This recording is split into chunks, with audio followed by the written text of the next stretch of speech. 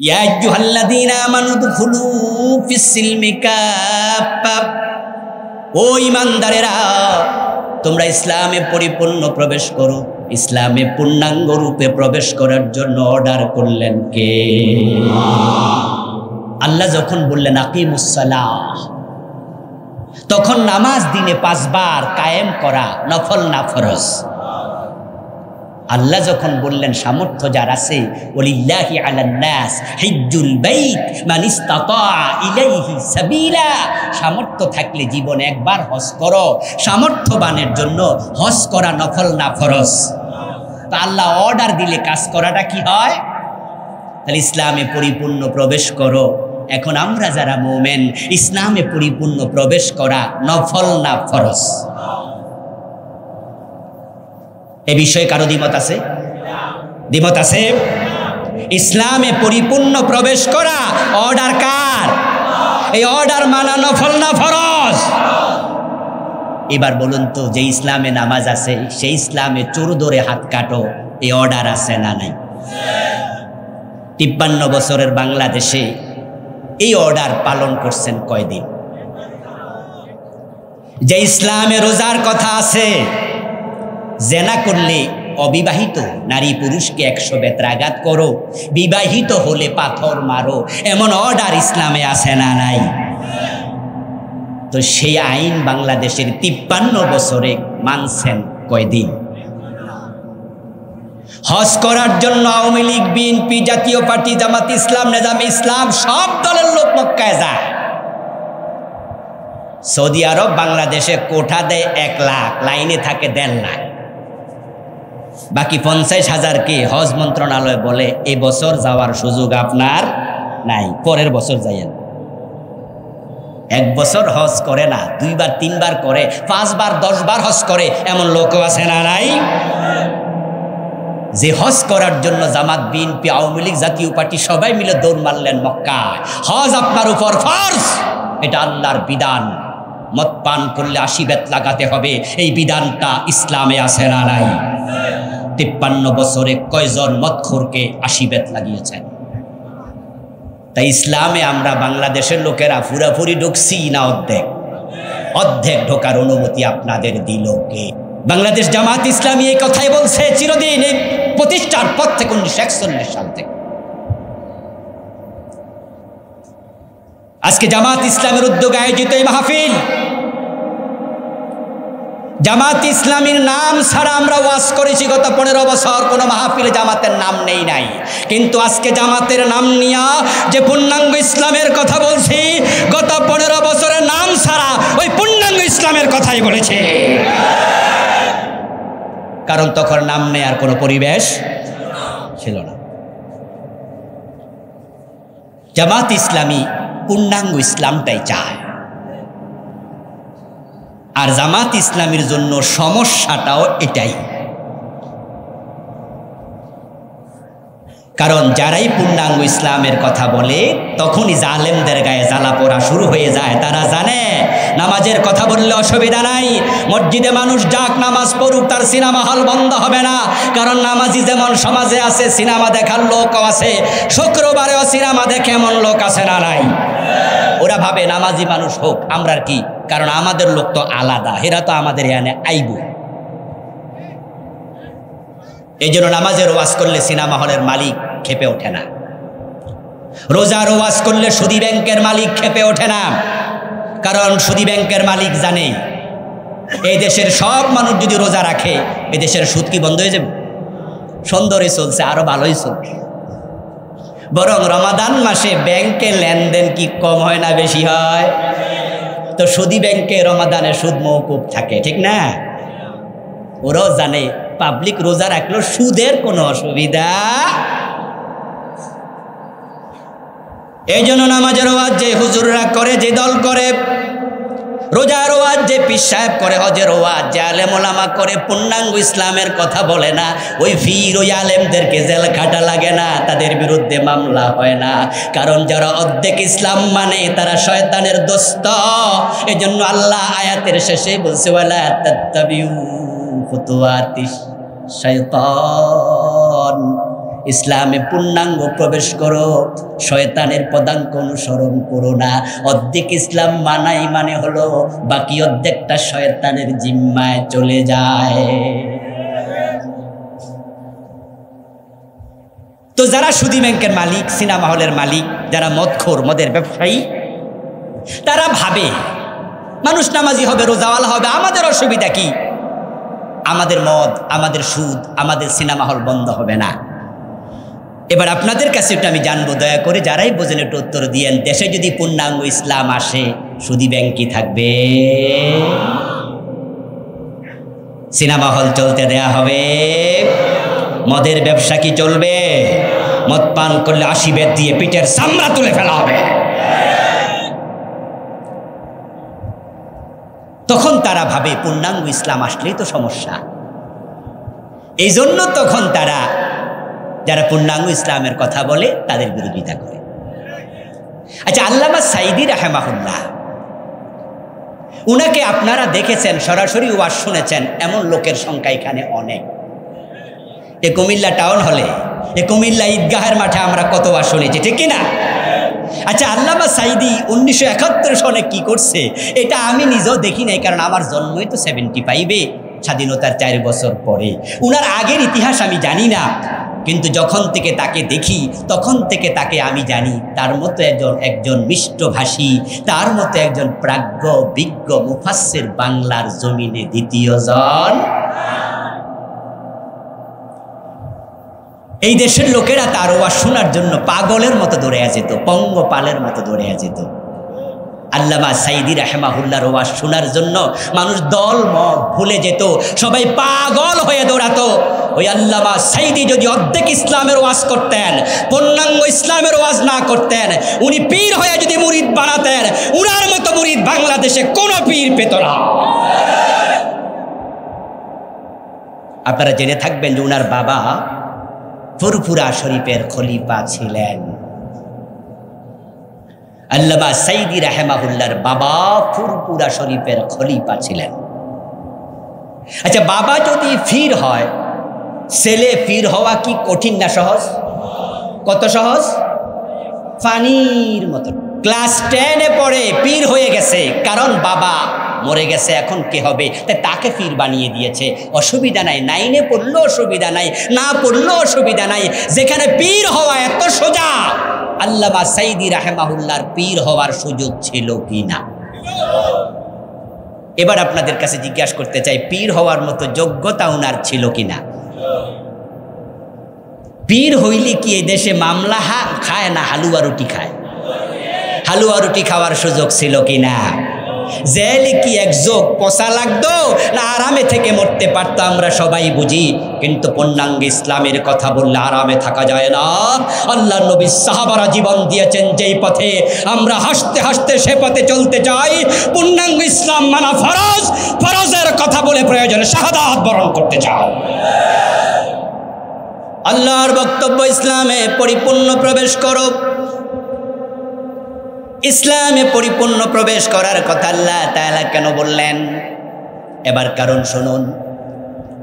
কারণ ইসলামে পরিপূর্ণ যদি প্রবেশ না করেন, যতটুকু করলেন বাকিটুকু আল্লাহর অধীনে আর থাকবে না।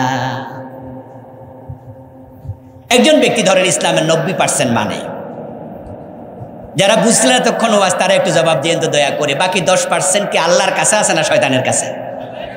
ইয়েস। একজন ব্যক্তি অর্ধেক মানল, নামাজ রোজা হজ যাকাত আলহামদুলিল্লাহ মানে, মসজিদে গেলে আল্লাহ ছাড়া কারো কথা শোনে না। ওই লোকটাই যখন সংসদে এমপি হইয়া ঢোকে, তখন আল্লাহর আইনের পক্ষে একটা কথাও বলে না। এমন এমপি আছে না নাই? বরং এই 53 বছরও তো এই এমপি সংখ্যাই। মসজিদে যাওয়ার পরে ইমাম মাগরিবের নামাজ 2 রাকাত করে সালাম ফিরিয়ে দিল ভুলে। পিছনে যত মুসল্লি আছে একজনও সালাম ফিরাবে না, বরং লোকমা দেবে।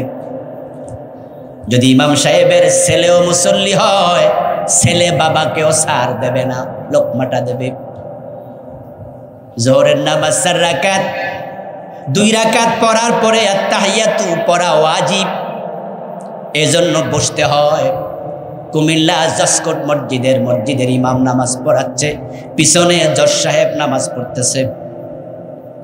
2 রাকাত পরে যখন ইমাম দাঁড়ায় যাইতে শুরু করলো, তখন পিছনে সব মুসল্লি লোকমা দিল, জজ সাহেব নিজেও লোকমা দিয়ে দিল। কারণ 2 রাকাত পরে আত্তাহিয়াতু পড়তে হবে, বসতে হবে, এটা ওয়াজিব। হুজুর সংশোধিত হলেন, বসে তিনি আত্তাহিয়াতু পড়ে যথারীতি নামাজ শেষ করলেন। জজ সাহেব এবার চলে গেল, এজলাসে বসে চোরের মামলার রায় দিল। মসজিদে হুজুর যখন ওয়াজিব লঙ্ঘন করছে, জজ সাহেব লোকমা দিয়ে দিল, কিন্তু চোরের মামলার রায় যখন তিনি দেবেন, তখন চোর ধরে হাত কাটার রায় দেয়া জজের জন্য ওয়াজিব না ফরজ? গুরুত্ব কোনটার বেশি? হুজুরের যে ভুল ধরছিল এটার বেশি, না এখন চোর ধরে হাত কাটতে হবে এটার গুরুত্ব বেশি? এখন জজ সাহেব চোর ধরে হাত কাটার রায় জীবনে একদিনও দেয় নাই, এটা যে ফরজ এ নিয়ে তার কোনো চিন্তাও নাই। কারণ এমন জজ, এমন ব্যারিস্টার বাংলাদেশে তৈরি হয়েছে, যারা মানুষের আইনের রায় দিতে দিতে দিতে দিতে আল্লাহর আইনের কথা ভুলে গেছে।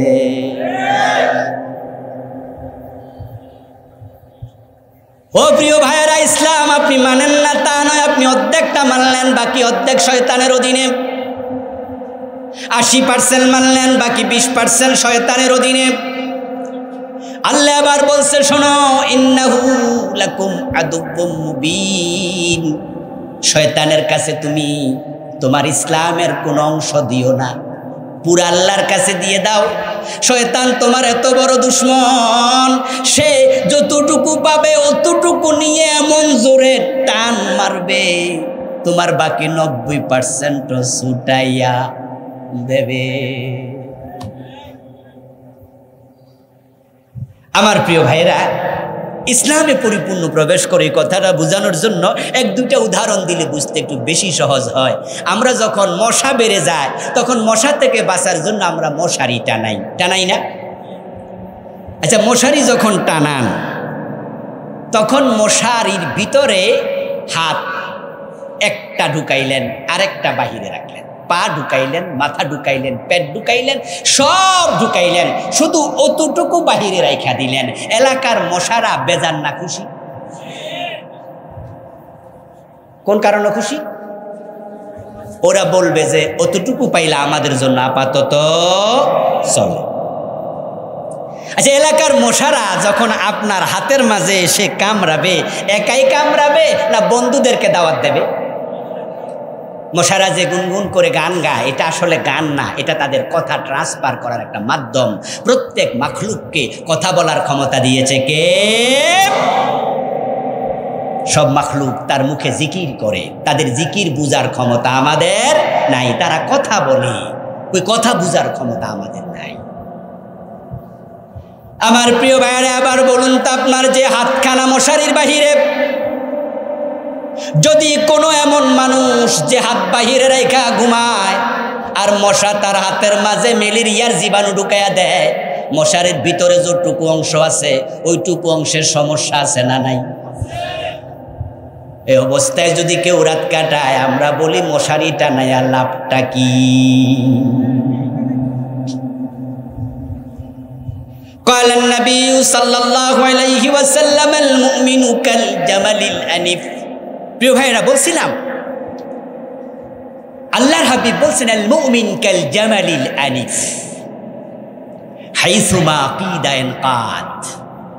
আপনি যখন মুমিন হবেন, মুসলিম হবেন, আল্লাহর জান্নাতে যাওয়ার চিন্তা মাথায় রেখে কালেমা পড়বেন, রাসূলুল্লাহ বলছেন আপনি হওয়া লাগবে সেই ওটের মতো, যেই ওটের নাকের ভিতরে মালিক রশি ঢুকাইয়া দিছে। এত চমৎকার উদাহরণ আমি রাসূলের মুখে শুনে বিস্মিত হয়েছি, কি দারুণ করে বুঝান তিনি।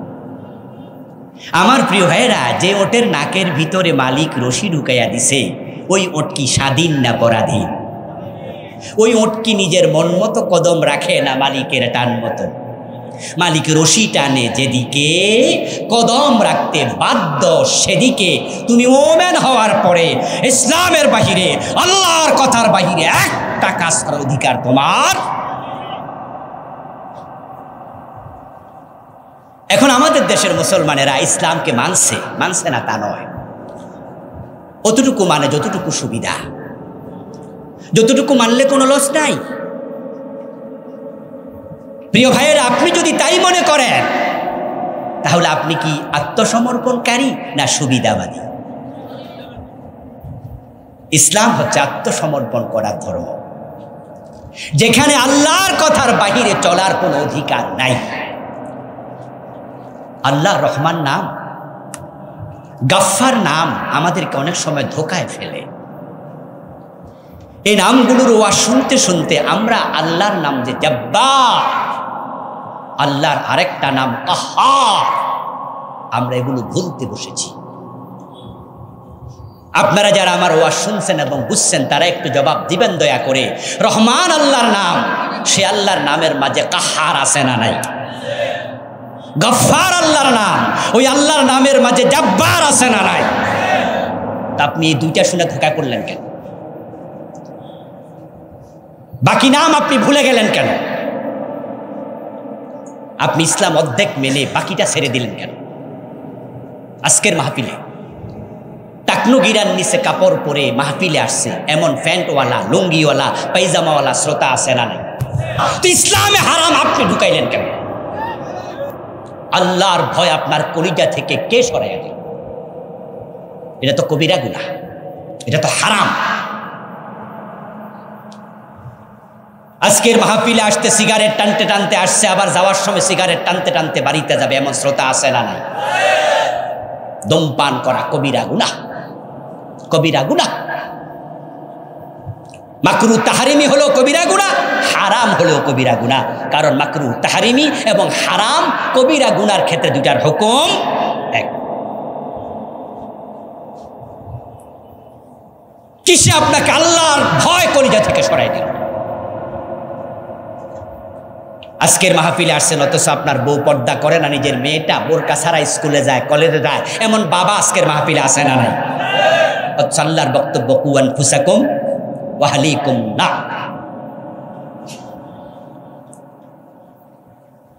প্রিয় ভাইয়েরা, যুদ্ধের মাঠে রাসূলুল্লাহ সাল্লাল্লাহু আলাইহি ওয়াসাল্লাম বসে আছেন তাঁবুতে, যুদ্ধ চলছে। হয়তো প্রিয় নবী ওই মুহূর্তে একটু বিশ্রাম করছিলেন। এই অবস্থায় কেউ একজন আসলেন, এসে বললেন, ইয়া রাসূলুল্লাহ ফুলানুন উস্তুশহিদা, ও আল্লাহর নবী অমুক আজকের যুদ্ধের ময়দানে শহীদ হয়ে গেছে। রাসূলুল্লাহর এক ব্যক্তি এক সাহাবীর ব্যাপারে এসে আর এক সাহাবী মেসেজ দিচ্ছে, ফুলানুন উস্তুশহিদা, অমুক যুদ্ধে আজকে শহীদ হয়েছে। আল্লাহর নবী শোনার সাথে সাথে বললেন, কাল্লা রাআইতুহু ফিন্নারে বিআবাতিন কাদ গাল্লাহা, অসম্ভব, তুমি যার নাম শোনালে সে শহীদ হতে পারে না, কারণ আমি নবী মুহাম্মদ তাকে জাহান্নামে দেখে এসেছি। মেরাজের রাতে রাসূল জাহান্নামে পরিদর্শন করছেন, জান্নাত দেখেছেন, এমন ঘটনা কি আপনারা শুনছেন? হ্যাঁ, মেরাজের রাতে প্রিয় নবীজি সাল্লাল্লাহু আলাইহি সাল্লাম নিজের চোখে জান্নাত জাহান্নাম দেখেছেন। রাসূলুল্লাহ বলে, কাদ রাআইতুহু ফিন্নার, তুমি যে লোকের কথা বললা অমুক শহীদ হয়ে গেছে, আমি তাকে জাহান্নামে দেখে এসেছি। শহীদ কি জাহান্নামী হয় নাকি? এবার রাসূল বলছে, বিআবাতিন কাদ গাল্লাহা, সে জাহান্নামী হওয়ার কারণ হচ্ছে অমুক যুদ্ধের গনিমতের মাল থেকে সে একটি চাদর চুরি করেছিল। তাহলে একটা চাদর চুরি করার কারণে ওই লোক হয়তো তাওবা করেনি, আর তাওবা না করার কারণে যুদ্ধের মাঠে মারা গেছে, আল্লাহ তাকে শহীদ হতে দেননি। যুদ্ধের মাঠে মারা যাওয়ার পরেও শাহাদাত নসিব হয়নি, একটা চাদর চুরি করেছে। সহিহ বুখারীতে এসেছে, প্রিয় নবী সাল্লাল্লাহু আলাইহি ওয়াসাল্লাম যাচ্ছিলেন মদিনার কোনো এক কবরস্থানের পাশ দিয়ে।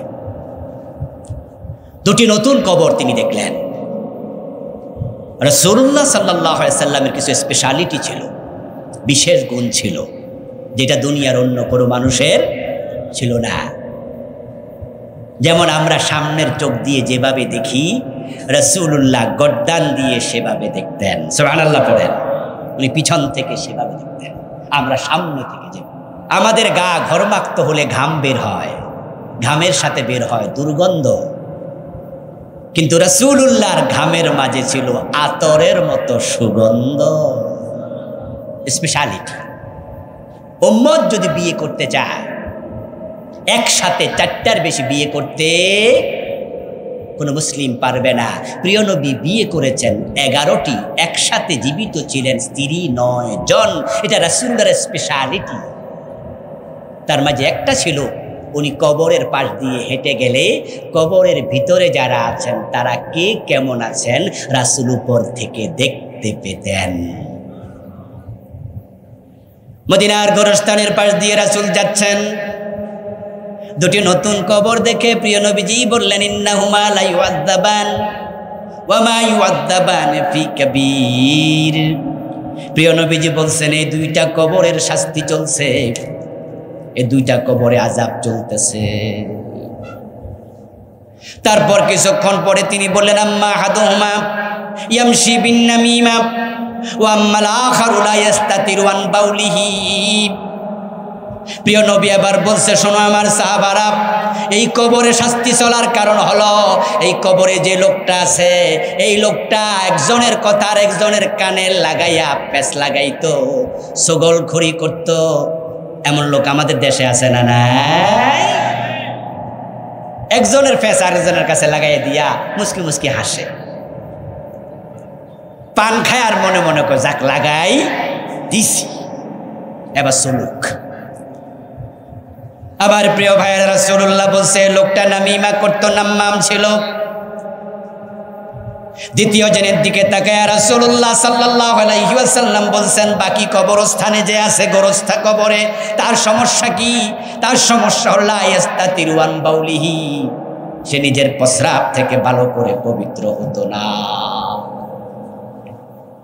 প্রস্রাব কইরা সাথে সাথে দাঁড়াইয়া যায়, প্রস্রাব কইরা হাইটা যায়, সামনে প্যান্ট একটু ভিজা রইছে প্রস্রাব লাইগা, এমন কিছু হতভাগা আছে না? নাই। প্রস্রাব কইরা টিস্যুটা পর্যন্ত নেয় না, কুত্তার মতো খাড়ায় খাড়ায় প্রস্রাব করে নেয়, তারপর একটা লাড়া দিয়া ফ্যানটা সেন্ড করে। প্রিয় নবী বলছে, এই লোকটার অভ্যাস ছিল প্রস্রাব থেকে সে সতর্ক থাকতো না। এবার আপনাদের কাছে আমার প্রশ্ন, এই যে 2 কবরস্থানে আযাব চলছিল, তাদের অপরাধ রাসূল কয়টা করে বললেন? জবাব দেন। কয়টা করে? কয়টা করে? তারা একটা করে গুনাহ করছে। এবার আপনি আজকের মাঠে আমরা যারা আছি, আমল নামায় কোনো গুনাহ নাই এমন আমরা কয়জন আছি? আমাদের আমল নামায় গুনাহ কি একটা না বেশি? তাহলে এই জাতীয় চরিত্র নিয়ে আপনি মরবেন কোন সাহসে? এই জন্য ইসলামকে পরিপূর্ণ অনুসরণ করুন। যেখানে ঘাটতি হবে সেখানে তাওবা করতে হবে। তাওবা না করে মরলে একটা কবিরা গুনাহ জাহান্নামে যাওয়ার কারণ হয়ে যেতে। রাসূলুল্লাহ সাল্লাল্লাহু আলাইহি ওয়াসাল্লাম যুদ্ধের ময়দানে এই অবস্থায় একজন সাহাবী এসে বললেন, ইয়া রাসূলুল্লাহ, আজকের যুদ্ধে অমুক সবচেয়ে বেশি বীরত্ব প্রদর্শন করছে, তার সম্মুখে যেই পরে তলোয়ার দিয়ে কচু কাটা করছে, আজকে তার হাতে কত কাফের নিহত হয়েছে হিসাব নাই। রাসূলুল্লাহ সাল্লাল্লাহু আলাইহি ওয়াসাল্লাম শুনে বললেন, জেনে রাখো এই লোকটা জাহান্নামী। রাবী বলেন, প্রিয় নবীজির মুখের এই কথা শুনে আমি আশ্চর্য হলাম। আজকের যুদ্ধে যে সবচেয়ে বেশি বীরত্ব প্রদর্শন করছে সে রাসূলের সাহাবী, জাহান্নামী হবে কারণটা কি? তাই আমি সিদ্ধান্ত নিলাম, এর কারণ আমি উদ্ঘাটন করে ছাড়বই। আমিও যুদ্ধের মাঠে চলে গেলাম। ওই বীরত্ব প্রদর্শনকারী সাহাবী যেই দিকে যুদ্ধ করতে করতে সামনে যায়, আমিও তার পিছু নিলাম। আমি আজকে এটার শেষ পর্যন্ত দেখে নেব কারণটা কি। দেখতে পেলাম এক পর্যায়ে ওই লোকটা যুদ্ধের মাঠে দারুণ আহত হলো। প্রতিপক্ষ তাকেও আঘাত করলো, প্রতিপক্ষের আঘাতে সে আহত হলো। এক পর্যায়ে সহ্য করতে পারে নাই আঘাতের যন্ত্রণা, তাই নিজের তলোয়ারটা নিজে বাট মাটির মাঝে ঠেকায়া তার আঘাটা বুকের মাঝে লাগাইয়া নিজে তার মাঝেই জোরে নিজেকে চাপ দিয়া আত্মহত্যা করলো। আপনাদের কাছে আমি জানতে চাই, একটু আওয়াজ দিয়ে বলুন তো, আত্মহত্যা করা সগীরা গুনাহ না কবিরা গুনাহ? আত্মহত্যা কবিরা গুনাহ। ওই দৃশ্য দেখে ওই সাহাবী দৌড়ে আসলেন রাসূলুল্লাহ সাল্লাল্লাহু আলাইহি ওয়াসাল্লামের কাছে, এসে বললেন, ইয়া রাসূলুল্লাহ, আশহাদু আন্নাকা লা রাসূলুল্লাহ, আমি আবার সাক্ষ্য দিচ্ছি নিশ্চয়ই আপনি আল্লাহর রাসূল। প্রিয় নবীজি বললেন, তুমি তো আগেই কালেমাওয়ালা মুমিন, এখন নতুন করে সাক্ষী দিচ্ছ কেন? ওই সাহাবী জবাব দেয়, কিছুক্ষণ আগে আপনি যার কথা বলেছিলেন ওই বীরত্ব প্রদর্শনকারী জাহান্নামী, আমি তার পিছনে ছিলাম কারণ উদ্ঘাটন করার জন্য। নিজের চোখে দেখে এসেছি লোকটা আত্মহত্যাকারী ছিল, আমি বুঝেছি আল্লাহ আপনাকে আগাম জানাইয়া দিছে।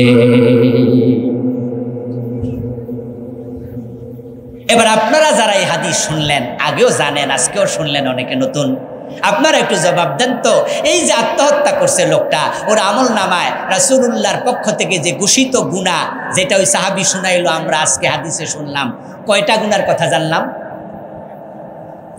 জোরে বলেন না, কয়টা? আচ্ছা, আমাদের আমল নামায় গুনাহ আছে কয়টা? তো উনি যদি একটা কবিরা গুনার কারণে রাসূল কয় জাহান্নামী, একটা চাদর চুরি করার কারণে রাসূল বলে তার সে জাহান্নামী, তাকে আমি জাহান্নামে দেখেছি, নামিমা করার কারণে চগলখোরের কবরে আযাব রাসূল বলছে চলছে, প্রস্রাব থেকে পবিত্র হয়নি রাসূল বলছে আযাব চলছে, আর আপনি অর্ধেক ইসলাম মাইনা বাকি অর্ধেক পুরা জীবন থেকে বাদ দিয়া জান্নাতের স্বপ্ন দেখছেন, এটা কিন্তু দিবা স্বপ্ন হওয়ার সম্ভাবনা আছে। এই জন্য দখল ফিস সিলমি কাফা, যেখানে পারেননি সেখানে থেমে যান। আপনি বলবেন যে হুজুর ইসলাম কি এত কঠিন? আমি বলবো দোস্ত, আল্লাহ যখন রহমান হন তখন ইসলাম হয়ে যায় একবারে সহজ। আল্লাহ যখন গফফার হন ইসলাম হয়ে যায় একবারে সহজ। প্রিয় নবীজি সাল্লাল্লাহু আলাইহি ওয়াসাল্লাম বলতেছেন, হাসরের ময়দানে আল্লাহর এমন কিছু বান্দা আল্লাহর সামনে যাবে যার আমল নামাতে অনেক গুনাহ, কিন্তু তার উপরে আল্লাহ কোনো কারণে খুশি হয়ে আছে, এমন কোন কারণ ঘটেছিল যা দেখে আল্লাহ খুশি হয়ে গেছে। শুধু একটা ভালো কাজে জান্নাত মিলেছে এমন হাদিসও, ওই যে পতিতা নারী কুত্তারে পানি খাওয়াইছিল, আল্লাহ সব গুনাহ মাফ করে জান্নাত দিয়েছে, সেই হাদিসটাও বুখারীতে আছে না নাই? আল্লাহ যার জন্য রহমান হন তার দিন সহজ, কিন্তু আল্লাহ আপনার জন্য রহমান হবেন না, কাহার হবেন, আপনি তো এটা জানেন না। প্রিয় নবী সাল্লাল্লাহু আলাইহি ওয়াসাল্লাম বলেছেন, আল্লাহ যখন কাহার হবে হাসরের ময়দানে আল্লাহর দিকে তাকানোর সাহস কোন নবী পর্যন্ত করবে না, সব নবী বলবে নফসি নফসি নফসি। যে আদম আলাইহিস সালাম একটি অপরাধ করেছিলেন, একটি কথা আল্লাহর অমান্য করেছিলেন, সে আদমকে আল্লাহ ক্ষমা করেছিলেন, কিন্তু হাসরের ময়দানে কাহার সূরত আল্লাহ যখন ধারণ করবেন, আদম নবীর মনে পড়ে যাবে সে গুনার কথা, সে অপরাধের কথা, ওই নিষিদ্ধ গাছের কাছে কেন গিয়েছি, আল্লাহ যদি এই সূরতে আমাকে ধরে আমি আদমের উপায় নাই। এই জন্য প্রিয় ভাইয়েরা, আসুন আত্মসমালোচনা করি। قال النبي صلى الله عليه وسلم الكيس من دان نفسه وعمل لما بعد الموت। দুনিয়াতে সে সবচেয়ে চালাক মানুষ যে নিজের দোষ নিজে খোঁজে, আত্মসমালোচনা করে, রাতে ঘুমানোর আগে মাথায় বালিশে মাথায় রেখে তখন আপনি চোখ বন্ধ করে ভাববেন আজকে কয়বার চোখের খেয়ানত করেছেন, আজকে লেনদেনে কাকে ঠকিয়েছেন? ওজনে কম দিলেন কিনা, মালে বেজাল দিলেন কিনা, মিথ্যা কথা বললেন কিনা, গীবত হলো কিনা, সগলখড়ি হলো কিনা, কি কি গুনাহ আজকে করেছি। নিজের দোষ নিজে খুঁজবেন, তাওবা করে তারপরে ঘুমাবেন। আর যদি মানুষ তাওবা করে, তার গুনাহ যদি আকাশ পরিমাণ হয়ে যায়, রাসূলুল্লাহ বলছেন আল্লাহ সকল গুনাহ তাওবাকারীকে এমনভাবেই ক্ষমা করে কামাল্লা যামবা লাহু, যেন সে জীবনে কোনো গুনাহই করে নাই। আল্লাহ তাআলা আমাদের সকলকে জীবনের সব জায়গায় আল্লাহর দ্বীন মেনে চলার মতো মানসিকতা দান করুন, সেই পথে এগিয়ে যাওয়ার সুযোগ দিন। প্রিয় ভাইয়ারা, 53 বছর পরে বাংলাদেশ নতুন এক সময় পেয়েছে।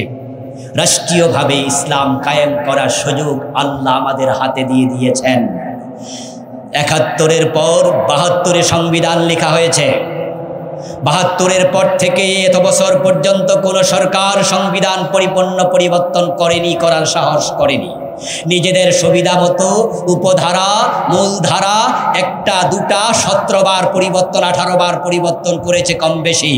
কিন্তু আল্লাহ এবার এমন সুযোগ দিয়েছে, আগস্ট বিপ্লবের পরে বর্তমানে যদি সরকার চায় গণভোটের মাধ্যমে আগের সংবিধান পরিপূর্ণ বাতিল করে নতুন সংবিধান লিখারও সুযোগ আছে না? না। এখন প্রধানমন্ত্রী বলতে বাংলাদেশে কেউ নাই, মন্ত্রী পরিষদ বলতে কিচ্ছু নাই, এমপি বলতে 300 আসনে একজন এমপিও নাই, সব আলটামেট স্থগিত, মেয়র নাই, উপজেলার চেয়ারম্যান নাই। তাহলে বোঝা যায় নতুন করে সংবিধান লেখার সুযোগ যেহেতু আছে, আমরা আলেম ওলামারা, ইসলাম প্রিয় তাওহীদি জনতা এক হয়ে যেতে চাই। ধর্মনিরপেক্ষ সংবিধান আমরা আর চাই না। এই সংবিধান বাংলাদেশে শান্তি দিতে পারেনি, আমরা আল্লাহর কোরআনকে সংবিধান হিসাবে দেখতে চাই।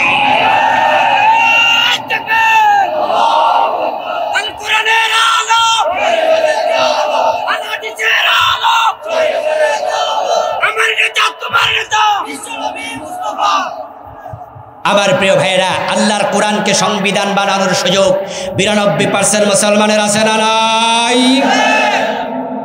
মানুষ যদি জেগে ওঠে তাহলে রেজাল্ট কি হয় এটা আমরা আগস্টের 5 তারিখ দেখেছি।